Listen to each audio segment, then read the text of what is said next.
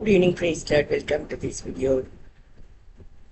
நீங்கள் கிறிஸ்துவுடன் கூட எழுந்ததுண்டானால் பூமிக்குரியவைகளை அல்ல மேலானவைகளையே நாடுங்கள் அப்படி ஒரு வசனம் இருக்கு. உதாரணத்துக்கு பார்த்தீங்கன்னா, இப்ப நான் சொல்ற இந்த கருத்துக்களை சாட்சியை கேட்காம இந்த மாதிரி கலர்ல ட்ரெஸ் பண்ணியிருக்கா அல்லது பேர்ல்ஸ் அணிந்திருக்கிறா அப்படி நீங்க யோசிக்கிற நபர்கள் இருக்கலாம். ஸோ மேலானகளை நாட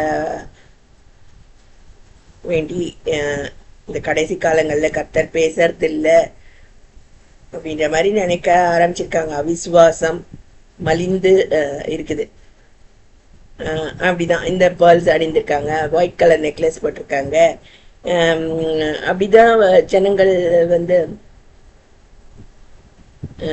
யோசிக்கிறத பார்க்கலாம். சபையிலயோ வீட்லயோ விசுவாசிகள் கூட அப்படிதான் பேசுறாங்க. இன்னைக்கு நான் இந்த தேவனுடைய அதிகாரங்கள் அதை பத்தி நான் இதுல ஷேர் பண்ண விரும்புறேன்.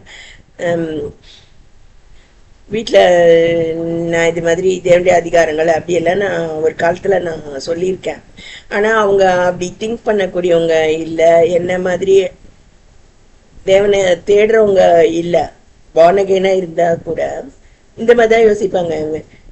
ரோஸ் கலர் புடவையை கட்டியிருக்கா இல்லை பேர்ல்ஸ் அணிந்திருக்கா, அப்படி சரீரத்தை மட்டும் பார்க்கக்கூடிய நபர்கள்.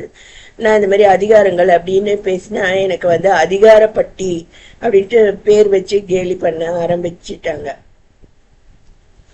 கவர்மெண்ட் சர்வீஸ்ல பாத்தீங்கன்னா இந்த அதிகாரங்கள் ரொம்ப முக்கியம். அது கற்றுக்கொள்ள வேண்டியது அவசியமா இருந்தது எங்களுக்கு. ஏன்னா அந்த தெரியலன்னா நம்ம தப்பா பண்ணிடுவோம். பெர்மிஷன் வாங்காம எதையுமே நம்ம வாங்க கூடாது. எல்லாமே ப்ரொசீஜர்ஸ் இருக்கும், ஃபார்ம்ஸ் இருக்கும். காரோ இல்லை வீடோ எதுவானாலும் த்ரூ ப்ராப்பர் சேனல் பெர்மிஷன் வாங்கி தான் நம்ம செய்யணும். அசையும் சொத்து இல்லை அசையா சொத்து கணக்கு, வருடாந்திர வருமான வரி கணக்கு, இதெல்லாம் ஒப்புவிக்கணும். இதெல்லாம் கவர்மெண்ட் சர்வீஸ்ல நம்ம கற்றுக்கொள்ளக்கூடிய நல்ல விஷயங்கள். ஸோ கத்துடைய அதிகாரங்கள் அது ஒரு பக்கம், வேலை ஸ்தலத்துல அந்த அதிகாரங்கள் ஒரு பக்கம். இதெல்லாம் நான் கற்றுக்கொண்ட அதிகாரங்கள். இது நடுவில் என்னுடைய தாயார் கூட வீட்டுல கணக்கு கேட்பாங்க. இந்த வருஷம் என்ன சம்பாதிச்சா, என்ன செலவு பண்ணா அப்படி சொல்லிட்டு. சில தவறான காரியங்களுக்கு கூட அவங்க பர்மிஷன் அளித்திருக்கிறார்கள். ஸோ குடும்பத்துல கிறிஸ்து தலையானவர் அப்படின்னு கணவர் மனைவி அப்படின்ட்டு அதிகாரங்கள் இருக்கு. அது போல கர்த்தர் சபையில போதகருக்கு அதிகாரங்களை கொடுத்திருக்கிறாரு.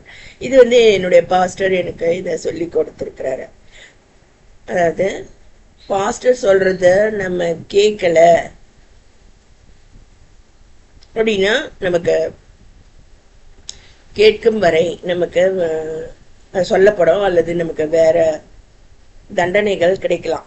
ஸோ இந்த அதிகாரங்களின் நிலைமைகளை மிகுந்த உபத்திரவத்தின் மத்தியில் நான் கற்றுக்கொண்டேன் அப்படி சொல்லிட்டு என்னுடைய போதகர் எனக்கு கற்றுக் கொடுத்தார். அதாவது போதகர் சொல்லும்போது 2-3 போதகர்கள் எனக்கு இருந்தாங்க. அவங்களுக்கு ஒரே மாதிரியான போதனை தான் அவங்க கொடுப்பாங்க. ஒருத்தர் ஒரு மாதிரியும் இன்னொருத்தர் வேற மாதிரியும் சொல்ல மாட்டாங்க. இதுக்கு வசன ஆதாரம் இருக்குது. 1 ராஜாக்கள் 17ஆம் அதிகாரத்துல பார்த்தீங்கன்னா எலியா ஒரு சிறுவனை உயிரோட எழுப்புறாரு. அந்த தாயார் இதனால் நீ தேவனுடைய மனுஷன் என்றும் உன் வாயிலிருந்து பிறக்கும் கர்த்தருடைய வார்த்தை உண்மை என்றும் இதனால் இப்போது அறிந்திருக்கிறேன் அப்படின்ட்டு அந்த பெண் சாட்சி சொல்லும் வரை சிட்சிக்கப்படுறாங்க அந்த குடும்பத்தவர். அது போல recognize the servant of God, till then the hand of the Lord will be heavy upon you அப்படி சொல்லிட்டு.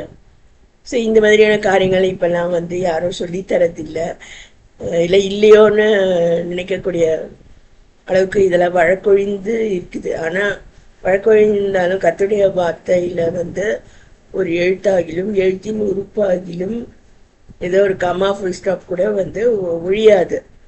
அதனால நான் கற்றுக்கொண்டதை இல்லை ஷேர் பண்ணுறேன். ஒருவேளை உங்களுக்கு அது உபயோகமாக இருக்கலாம்.